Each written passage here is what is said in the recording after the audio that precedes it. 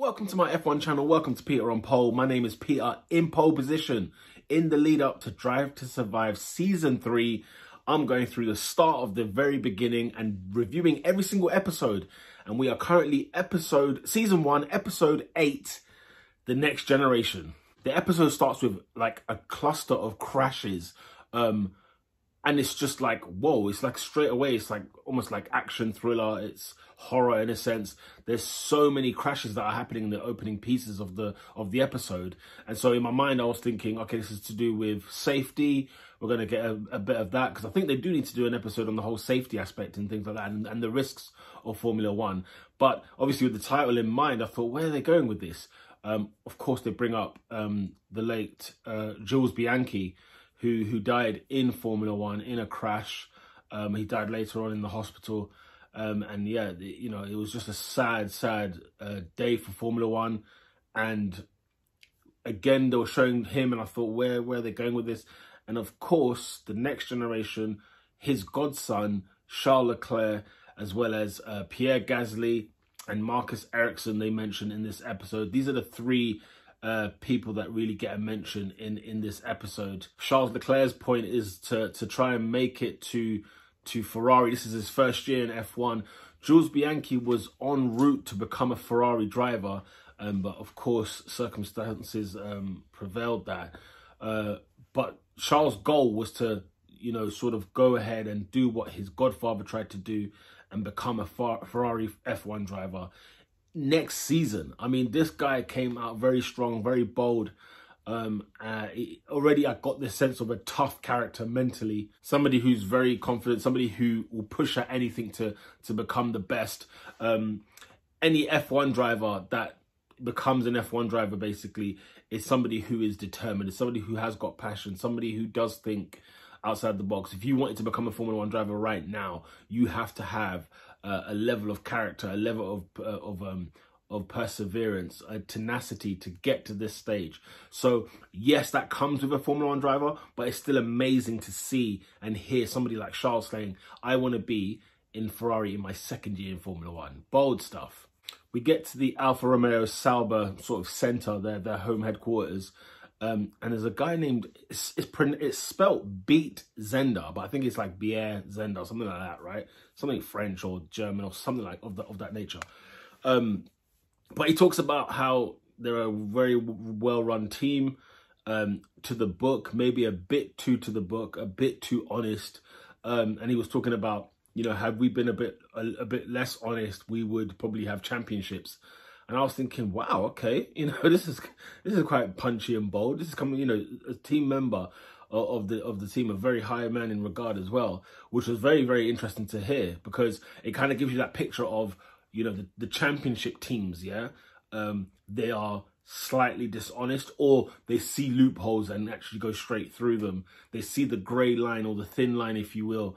They take advantage of that. And I think he's just sort of making that point, which I thought was quite revealing in a way. He mentions that they are the talent spotters, the likes of Michael Schumacher, Sebastian Vettel, Kimi Raikkonen. We're talking about world champions. Some are multi-world champions.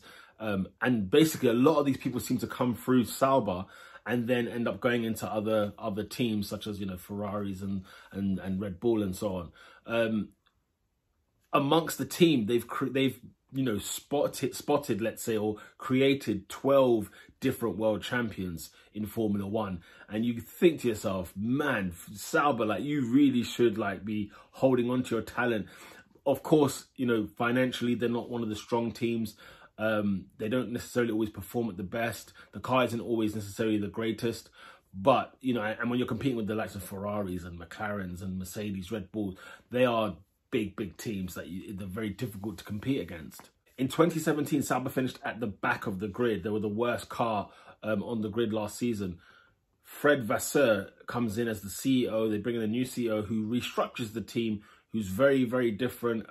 The expression he wears on his face is very like gloomy and dull, but he's actually quite a hilarious character. He's quite a comedic person. Everybody talks about him in that way. And the first thing they mention about him is he might look moody, but he definitely isn't. But of course, you know, as a CEO, team principal, he's right down to the T. And he's actually helped develop the Sauber team and to what it is right now, it's just, you know, Alfa Romeo are a good team and should be looking at pushing in the midfield in the years to come. So coming from last place now to, you know, sort of teasing with the midfield, you know, that will be a good objective for them to have. The two drivers they have, Charles Leclerc, as I've mentioned in the beginning, and then also Marcus Ericsson, who, you know, Leclerc in his first year is absolutely beating the hell out of Ericsson. Ericsson, I think, has been at Sauber for 5 years at this moment in time. His contract is up at the end of the season, so there's a bit of pressure on him to perform well, to keep his seat. In the other hand, Kimi Raikkonen at Ferrari, his contract is up at the end of the year. Why they bring him up is only because he eventually takes a seat at Sauber next season. So Charles Leclerc and Ericsson's seats, one of their seats have gone. And so they're fighting now for the rest of the season. And of course, the pressure is piling on Ericsson a little bit more because the young kid is absolutely caning it at Sauber this season. The question is, though, can Leclerc get a seat at Ferrari? It seems very, very unlikely. The way they've told the story is that Ferrari don't actually ever give, you know, young drivers the contract straight away in their second year in Formula One. It's not like that. But what Leclerc is doing in that Sauber is unbelievable. What he's doing with that car is he's pushing it beyond its limits. He's getting into like P6s. He's finishing high up the table. I mean, he is absolutely dominating. In terms of the young drivers, he's one of the best. They go back to his Formula 2 days, and when they're talking about Leclerc as a character, I think it's Will Buxton or there's somebody else that's talking about him, and they say that, you know, his mentality is unbelievable, his character is great, and they go back to this moment in Formula 2 where Charles Leclerc lost his dad, 2 days later, raced, fell to the back of the grid, and ended up winning the entire race. And it was one of those moments where he really left an impression on many, many people. You imagine he's on the podium standing there, obviously thinking about his dad. And, you know, it's just an incredible, this is somebody now who's lost his dad, has lost his godfather as well. And yet, you know, he wears a figure of somebody who is not shaken by it. He understands it, but he uses it as, now that's happened to me, nothing can break me or take me down, which is a great lesson to learn about him. And it says a lot about his character and why he sort of performs the way he does. He ends up having a crash, I think it's in Spa, where Alonso flies over the top of his car, and thankfully the halo kind of saves any contact on Charles Leclerc's head, because the car literally went on top of the other. And at the end of that, you know, of course you'll be shaken up by something like that. But he speaks about, you know, losing his father, losing his godfather. You know, I'm not shocked by what's happened to me, because this is Formula One. And I don't think about the crashes or what could go wrong, because once I'm in the car, that's it. I just block everything out and I focus on the race. So it was kind of weird, like, to hear him talk about it. The crash was horrific. And we go back to his place in Monaco where he's just on the boat. And yeah, he's sort of talking, saying, look, you know, there are things in life that happen, but it doesn't faze me in a way. And again, it was just enhancing the character. It then pans over to him and Jules Bianchi's relationship. He was talking about how Jules, you know, used to come to his races, came to his first international race. You just see him, you see Jules sort of lifting this go-kart for Charles. They're a lot closer than I realized. You know, I always heard that there was a connection, but for some reason I never thought of why they were so close. So Godfather, Godson, that's the relationship. But that kind of relationship kind of, it's two friends that want to be family, if you will. It's one of those, they had such a close connection there.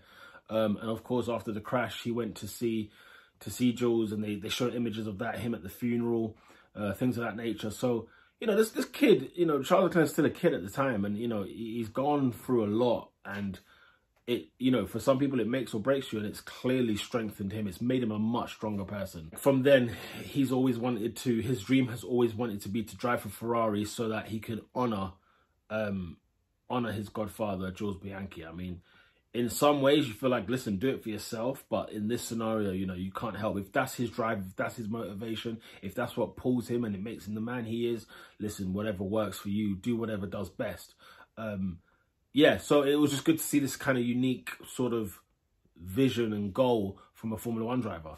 Enter Pierre Gasly, who is also having a good season in the Torro Rosso. His teammate is Brandon Hartley, barely a mention on him. But Pierre Gasly's been doing so well that towards the end of the season, remember Ricciardo's contract was up and he leaves Red Bull for the next season? Well, Pierre Gasly gets the promotion to go to Red Bull. And so you're seeing, you know, potential. If you're standing on a Charles Leclerc sort of standpoint, you're watching your mate, by the way, they're veterans as well, they're friends from like go-karting times.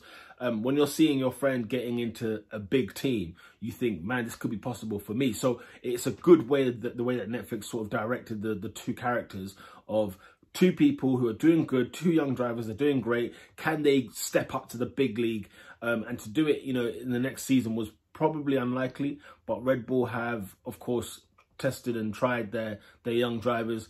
Not necessarily always worked out well, but Pierre Gasly gets the nod for next season, so he's delighted. And yeah, you see this sort of relationship connection between Pierre and Charles as well. It's good to see the big teams trust the young drivers. It gives you that sort of image that, you know, this is not common in Formula One. This hasn't been the norm, and so Formula One sort of breaking its habits a little bit and you know, looking at new ways to, you know, to evolve really.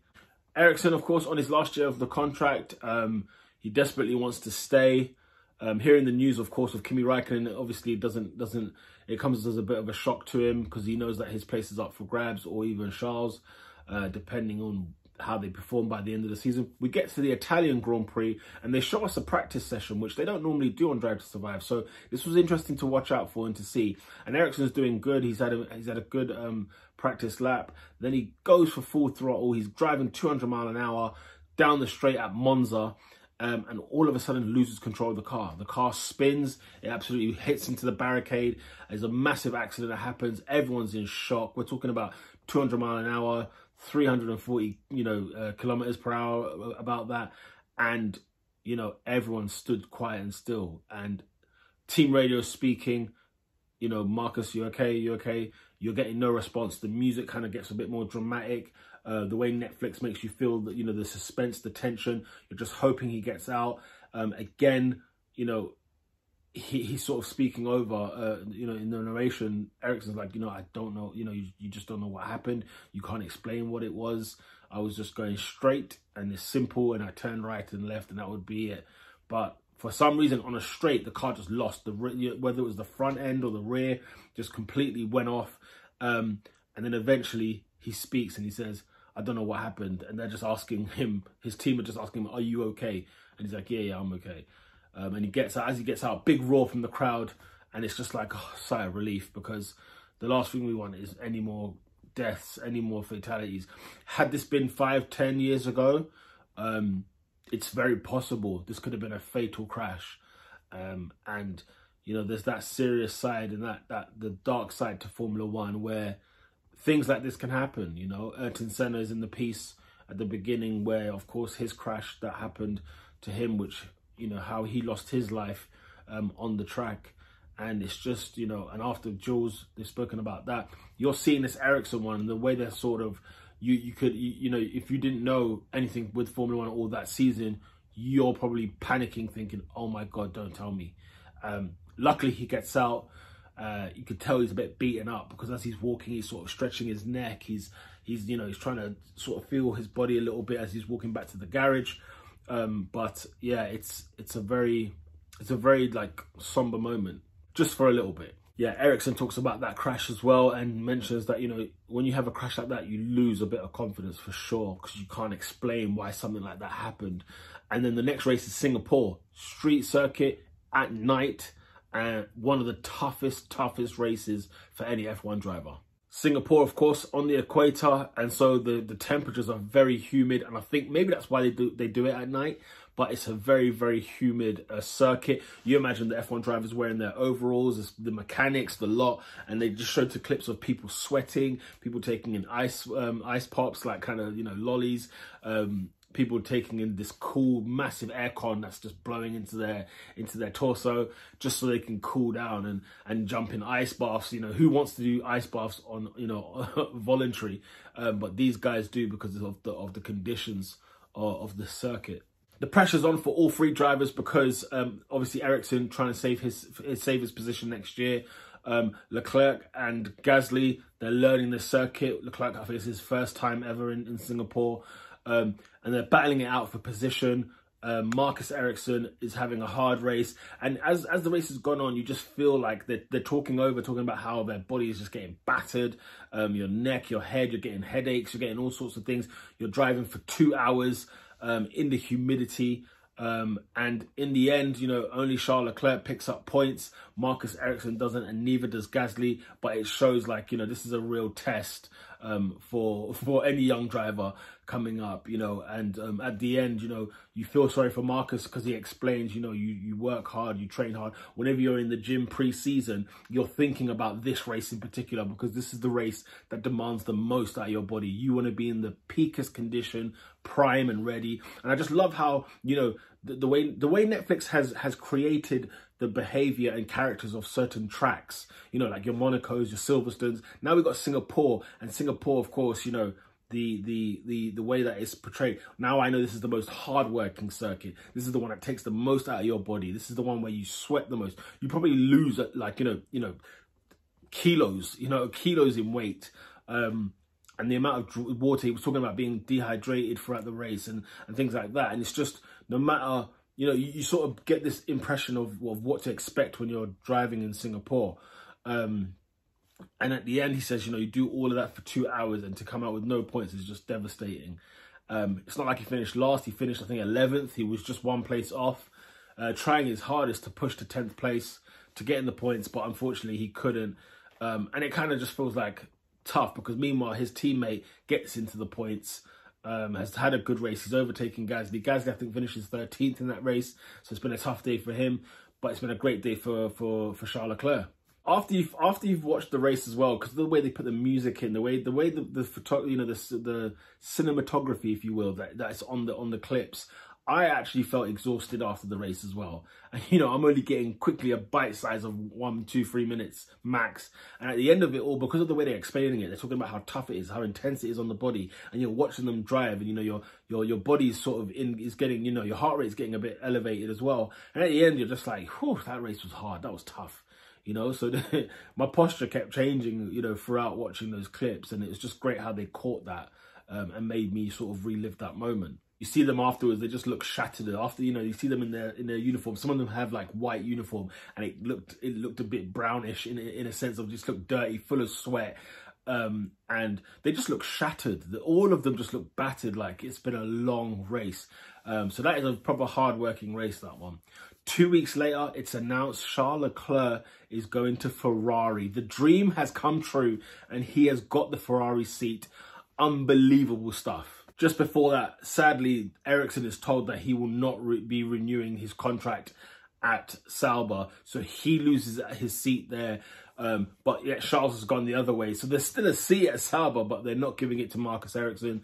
They've got somebody else to partner Kimi Raikkonen. And so it's devastation for Ericsson. You do feel sad for him. You do feel sorry for him. Was he good enough? I don't know. I wouldn't say that I think he was, because I remember watching him thinking, yeah, you know, I'm not really a big fan of him. He's not really, you know, he's not really pushing it. But again, you watch moments like this, like clips like this, or the series like this, where you then get to feel the human side of Ericsson. But I just don't think he was tough enough, if you will, to be a Formula One driver, or to be, yeah, it might sound harsh, but I think when you look at what Charles did, what Gasly's doing, and then Ericsson's there, who's been there 5 years and hasn't really impressed. Like, he's had moments, but I haven't ever been convinced by him.